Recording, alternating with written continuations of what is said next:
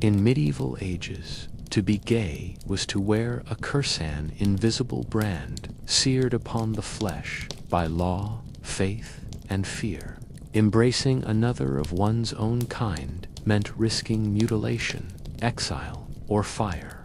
They were hunted not for crimes of violence, but for the crime of love. Their names were erased, their stories buried yet beneath the weight of cruelty. Embers of defiance glowed, carried in secret glances, coded verses, and carved initials hidden in stone. This is their requiem, a story, born in shadow, carried by memory, sustained by whispers against the silence. A bone-thin wind carries a muffled cry through the shattered ramparts, swallowed swiftly by cold shadows and the hiss of distant flames. A torch flickers, sputters in agony, and dies. Silence follows complete, reverent as if the stones themselves hold their breath. Then a lone figure emerges, the hem of a Mothiton cloak brushing against cracked flagstones, slick with damp memory.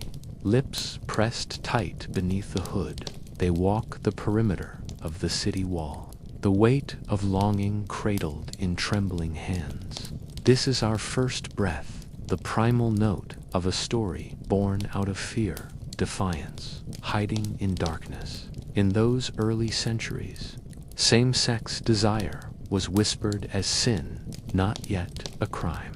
Confessors in candlelit chapels spoke of penance, of years folded into prayer, of mercy bent toward the broken, a hand trembling over a missal, a prayer rising in Latin, bending toward forgiveness. In those sacred shadows, love might be bruised, but not yet broken. But mercy turned to ash when crown and crozier entwined their power. In the Crusader kingdoms and the city-states of Italy, laws hardened like iron. The Council of Nablus, the edicts of popes and princes, decreed that what was once penance now demanded blood. The body itself became a ledger of sin in the 13th century courts of France. It began to unfold in gruesome sequence. The first act of forbidden love caused flesh castration. The second, bones dismemberment. The third, spirit flame. Mercy was banished, replaced with ordered terror, presided over by judges perched behind heavy oaken desks, their quills scratching out fate. In Florence, in a small square recoiling beneath torches, a child of 15 Giovanni was paraded. On a donkey, his body trembled, vulnerable beneath eyes that saw shame as spectacle. Castrated before them all, his flesh branded with red-hot iron in the place most intimate. Fire licked his thighs, a body offered up as warning. Elsewhere, a woman named Katharina moved through streets in a man's disguise, holding another's hand like a lover passing as wife. She cloaked her identity in courage, but whispers found her. In the city of Speyer, the court demanded her confession, not in words, but in construction. She described how she fashioned an instrument of red leather, filled with cotton, shaped to pass as masculine. Her voice trembled. When forced to reveal the mechanics of her love, the court judged her by what she made, what she was mistaken to be. Then they cast her into the Rindbrowning, the most degrading death assigned to women, as if water could erase her defiance. In taverns across Tuscany, fear incubated in smoke-filled rooms. Wine made the body heavy, longing heavier still. Hands reached for hands and pulled away. Eyes met and flickered with lost futures.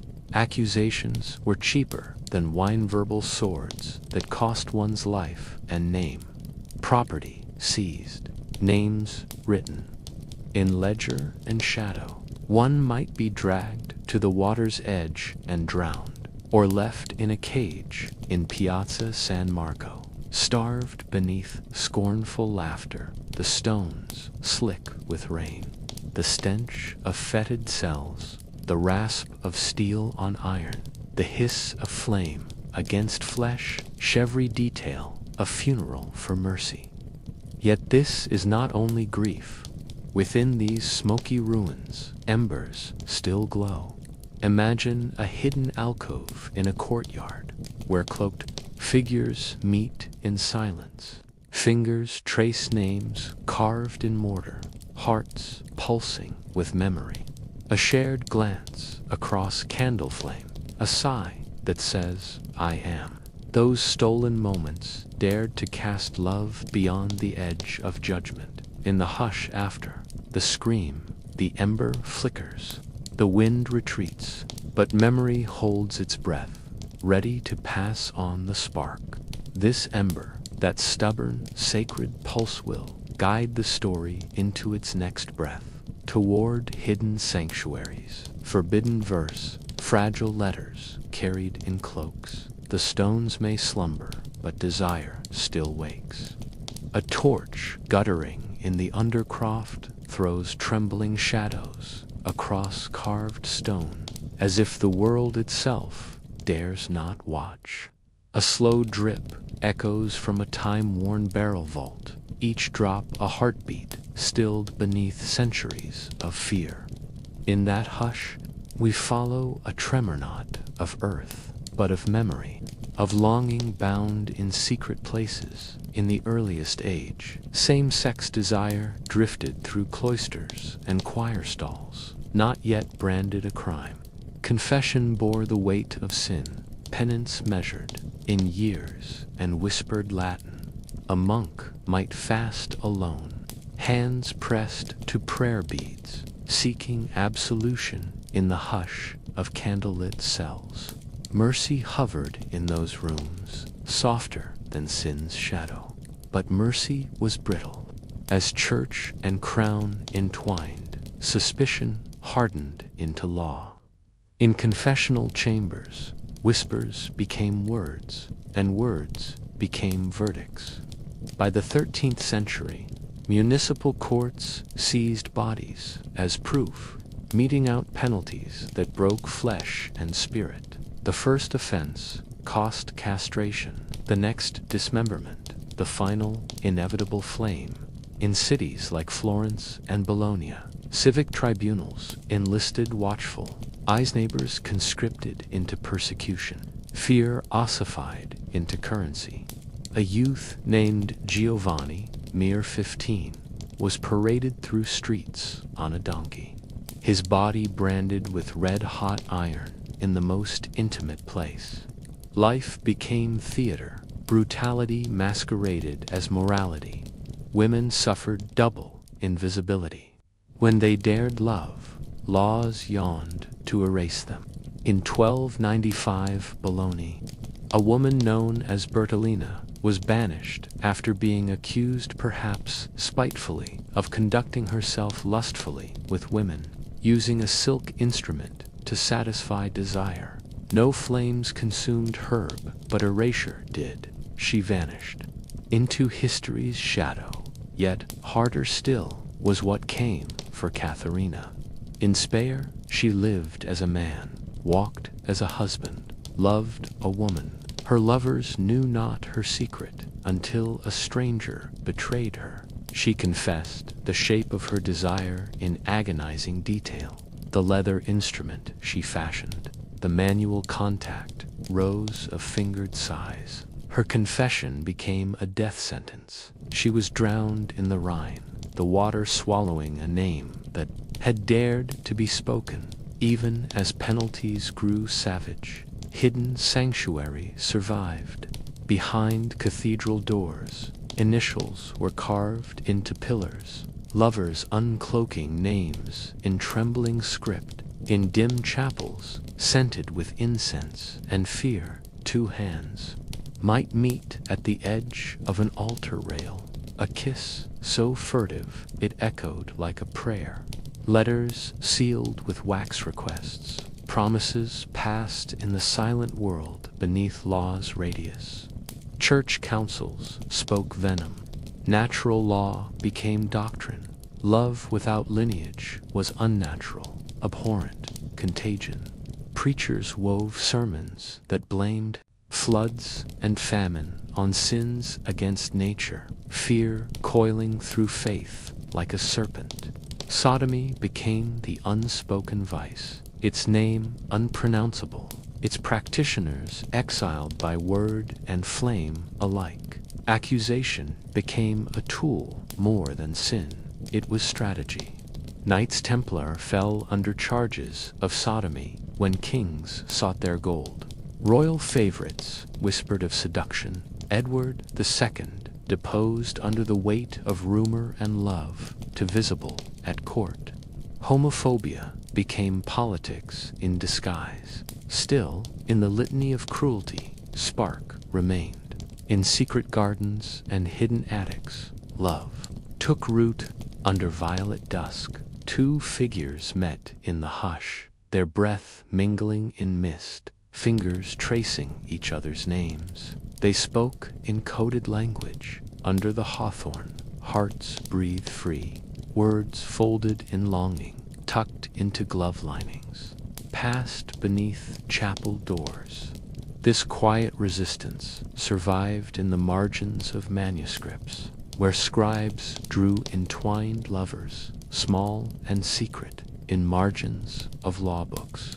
In cloisters, songs of clandestine devotion were sung, hymns of love that dared not be claimed in daylight. The ink became defiance. The torch dims, the stone remembers. In that darkness, the ember glows, brilliant in its fragility. It persists.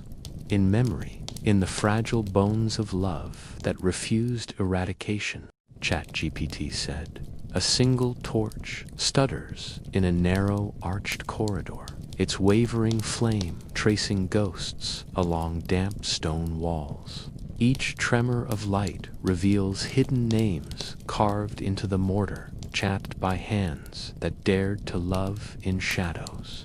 Silence holds its breath, save for the faint drip of water pooling in worn grooves, an echo of memory unbroken by time. Here, desire lived in secret tin cloisters, taverns, courtyards, and bardic halls threaded through the fabric of medieval life, both condemned and clandestinely celebrated. Of holy texts, words of brotherhood written in Latin spoke of bonds impenetrable by creed.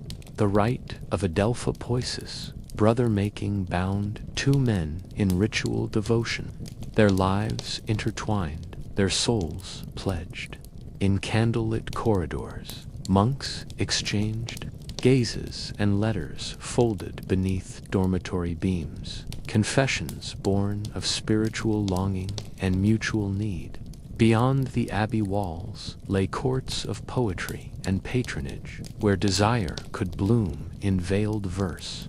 In 14th century Ireland, bardic praise blurred the lines of intimacy, and honor poets offering their patron's bed as a metaphor for loyalty, even love. One peerless poem pleads, "Let us no longer refrain from lying together, O fair one." The subtext trembles like a chord beneath stained oak.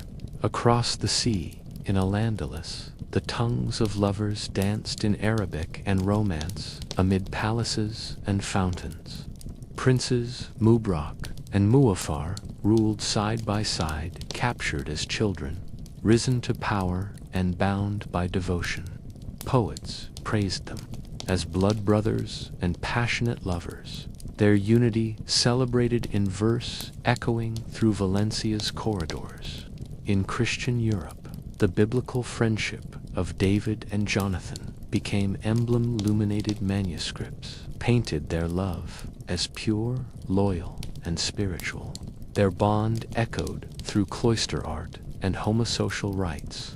It became shorthand for love that transcended law, yet power wielded fear as a weapon.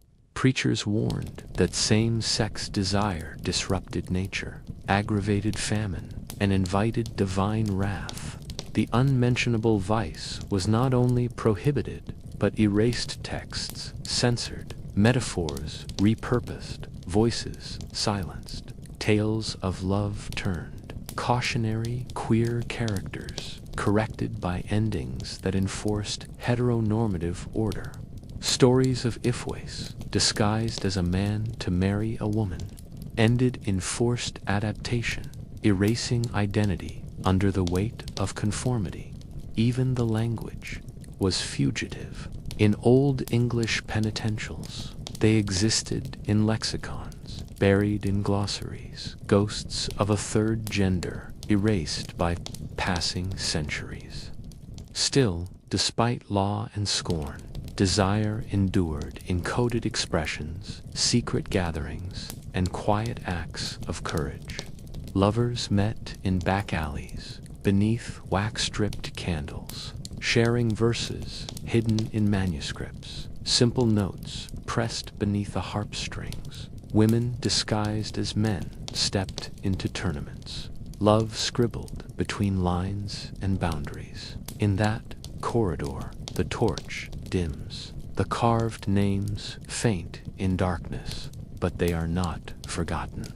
In shadow and silence, longing lingers, alive as ember glowing beneath ash. The stone remembers, the secret endures. Soon the journey will lead deeper into hidden feasts, whispered vows, clandestine poems, safe houses where love survives against the quiet machinery of erasure. A torch trembles in the gloom, its golden light skittering across arched stone and dust-choked air.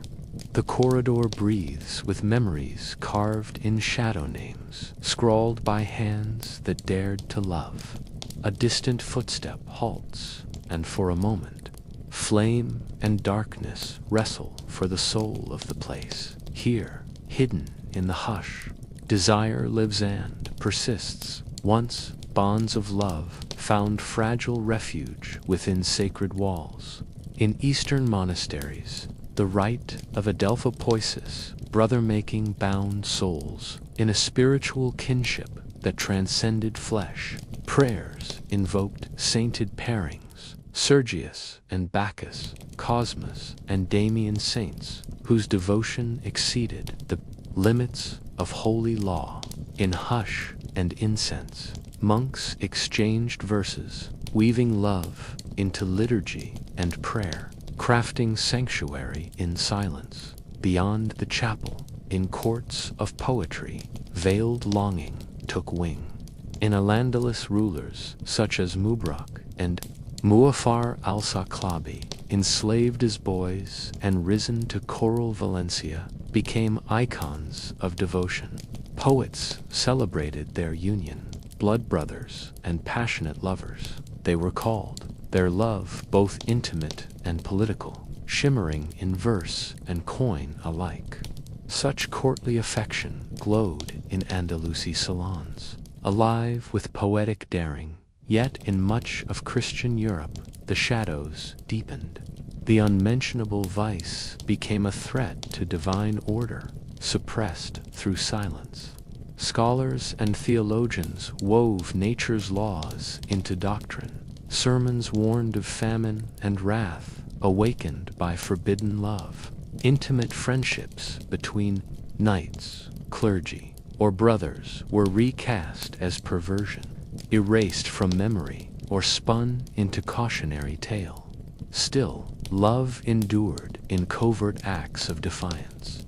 On margins of illuminated manuscripts, scribes sketched entwined forms, women cloaked as men, lovers held within inked curves. Hidden among legal decrees, a rare poem like that of Bierry's De Romans sings to Mary in language intent, veiled, but loving nonetheless.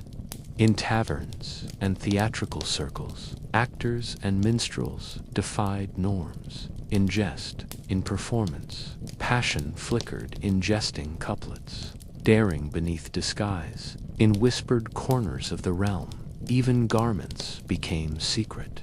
Languages, terms like biddle and biddling names for gender non-conforming or third-gender individuals survive in Old English glossaries, faint echo of identities beyond binary norms. Their presence in lexicon, buried beneath layers of silence, marks defiance of erasure, desire too dangerous for daylight, yet vivid in the dark. A hush falls. The torch guttering, the stone remembers. In that deep, dark names carved into mortar glow, faintly rebellion in carving, love in incisions. Here, the ember burns on dot, and soon this spark will lead us from silent corridors into stolen feasts, secret gatherings, coded letters, and rooms where love dared bloom beneath the specter of erasure. A torch sputters in Sanctuary, its flame flickering across vaulted ceilings thick with incense and unspoken yearning.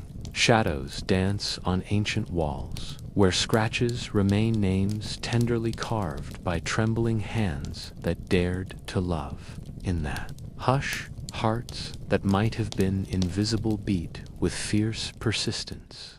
In the days when confession still held mercy, desire was shaped as sorrow, not yet condemned.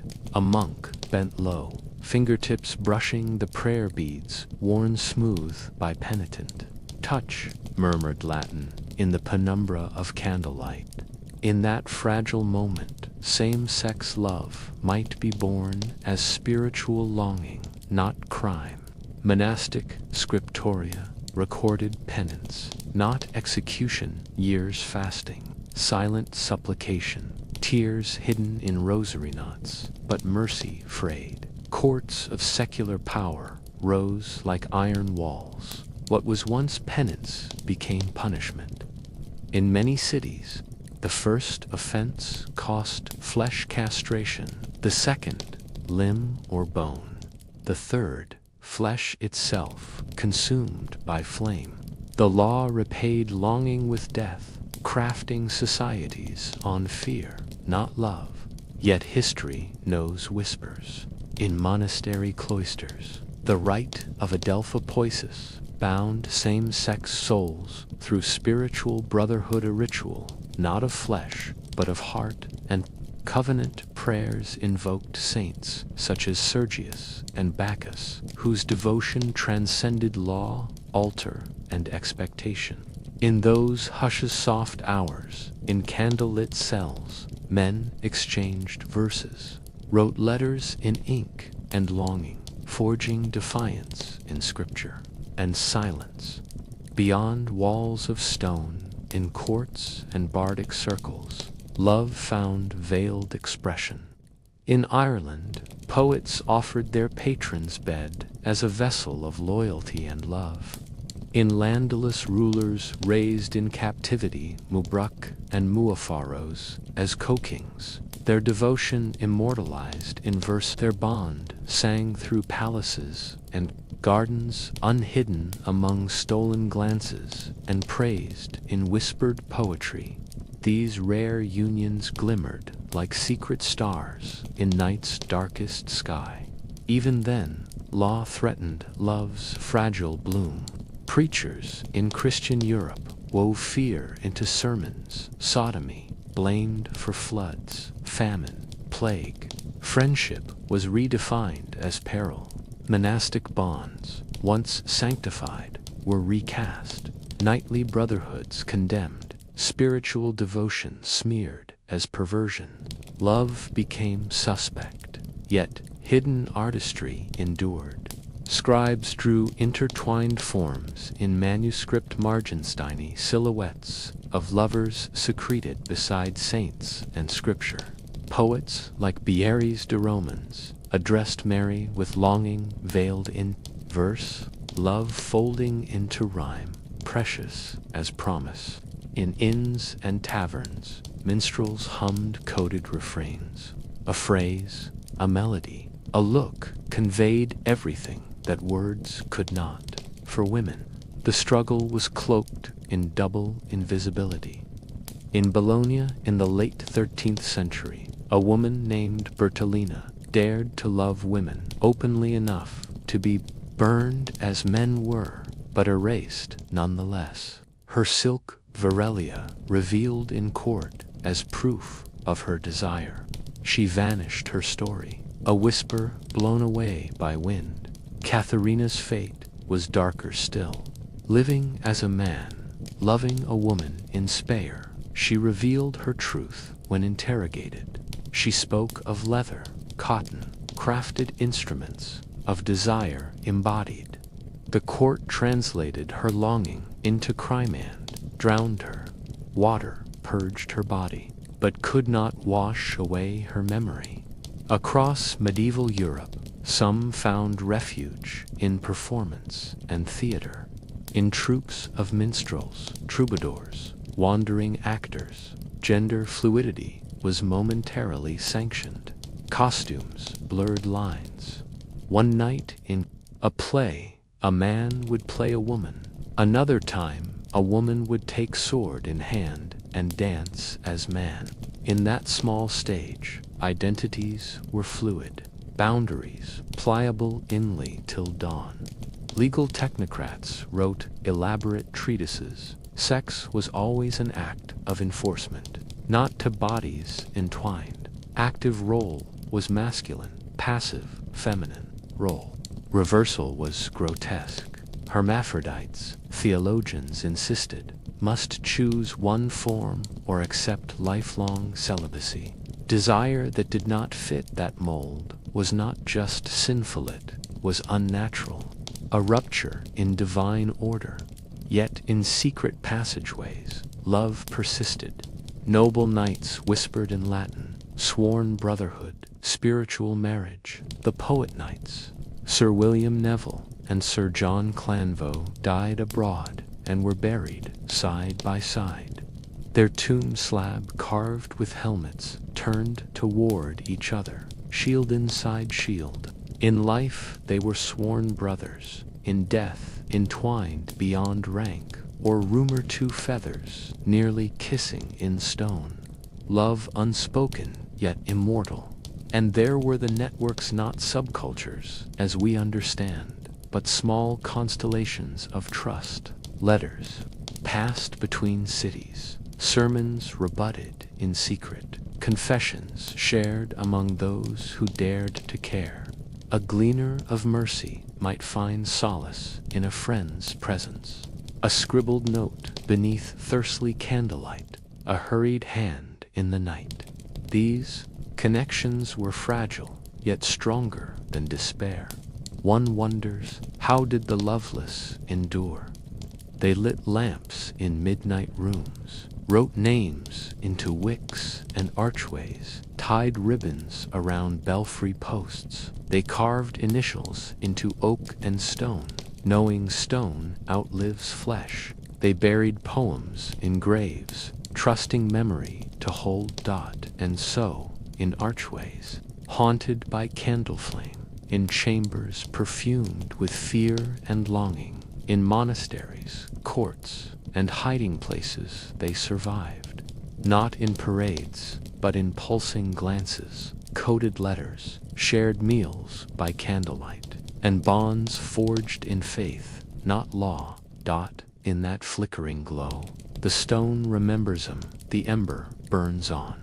Soon we will veer toward the brave, those who fled north, into coasts, into remote villages, into the heart of poetic crypts and hidden manuscripts. We will trail the words they left behind, the notes tucked into books, the songs that survived censorship. Your next breath will guide us into those sanctuaries of survival, where love lived, even when denied by law. A torch dims two weary embers, the final glow retreating against ancient stones that still echo with longing. In the half-light of a great hall, shadows fall in quivering patterns, and the hush is thick with memory. On worn tapestries, saints, weep in stitched motif stairs of thread, silent solace for those who dared to love beyond law. Beneath vaulted arches, the scent of incense lingers, a fragile veil woven across centuries. This is where we gather, at the threshold of remembrance, closing the tale of those who loved in exile, whose lives were not carved in marble, but whispered in corridors, hidden at the margins, and preserved in the blood of defiance. Across medieval lands, from cloistered abbey to palace and caravans, marked by difference, lived in the some found sanctuary in the cryptic rite of Adelphopoiesis, spiritual brother-making that drew hearts closer as one, permitted in theory as chaste kinship, yet lived by many as a bond deeper than friendship. In monastic silence, two souls might share a cell, their breaths rising in duet, hands hidden but hearts blazing. The church frowned, the patriarchs condemned, but the bond endured, weaving shelter in ritual and prayer.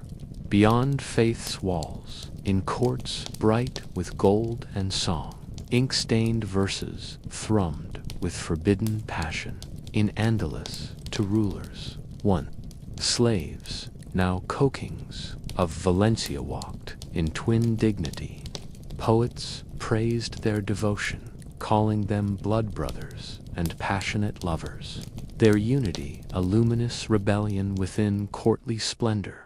They ruled side by side, dressed alike, loved alike, symbol and substance entwined till the fall of one shattered the other's world. In Ireland's bardic tradition, language invited love to linger.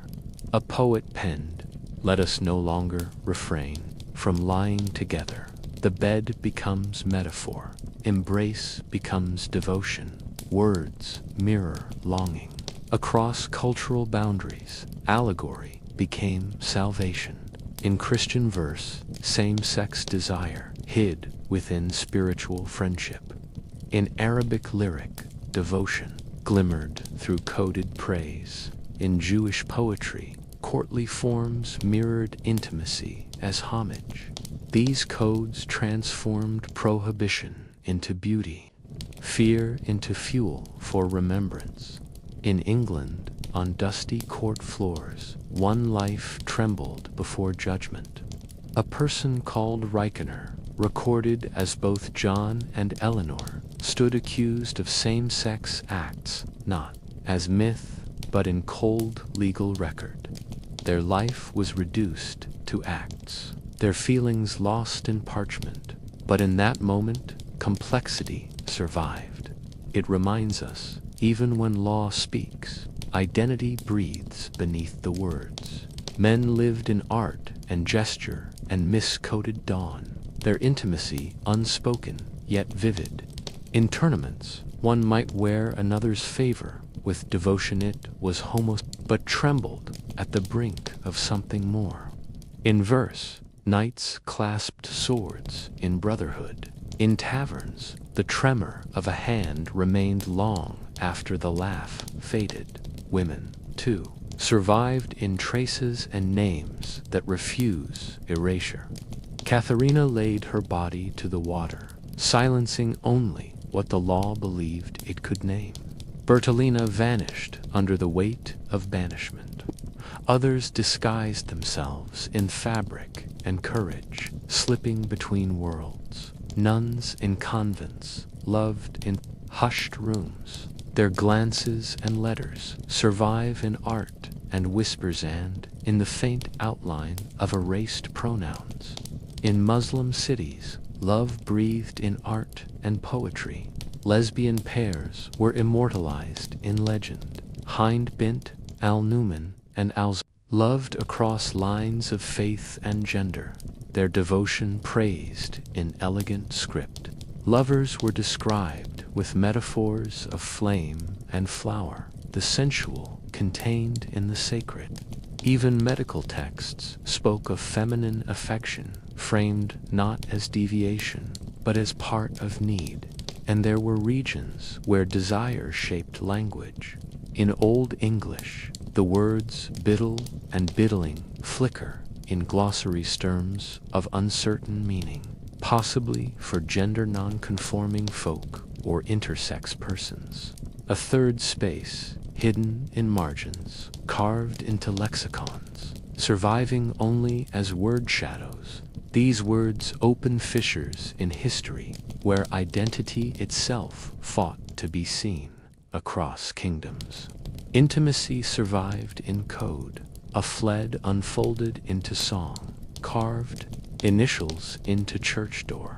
Poetry slipped through corridor cracks, comfort found in a clasped hand. Lovers hid in tunnels, beneath cathedrals, in vaulted cellars, draped in shadows, drenched in scent and longing. They survived by staying small, by folding themselves between bricks and prayers, by burning memory into line of verse. They met when no one watched, spoke when no ears were near, and passed love from one trembling hand to another. Our story ends here, not in victory, but in the soft blaze of remnant flame. The world erased them, burned their bodies, banished their names. Yet humanity resists endings. In surviving verse, in carved stones, in law courts punctuated by unspeakable acts, in lost names whispered by time, they echo still. Now, the final hush. Imagine the stones one last time, the torch extinguished, silence folding across a courtyard, drenched in moonlight. The air tastes of ash and hope, the weight of history, and the faint pulse of undying defiance. In that silence, we close the story, but not the song. The flame lives tremulous, fragile, but enduring, a memory kept alive by the breath of every voice that dares remember. And as the embers fade, let the silence carry their stories forward, beyond scroll and cell, into the empathy of listening hearts. For as long as memory remains, love remains too.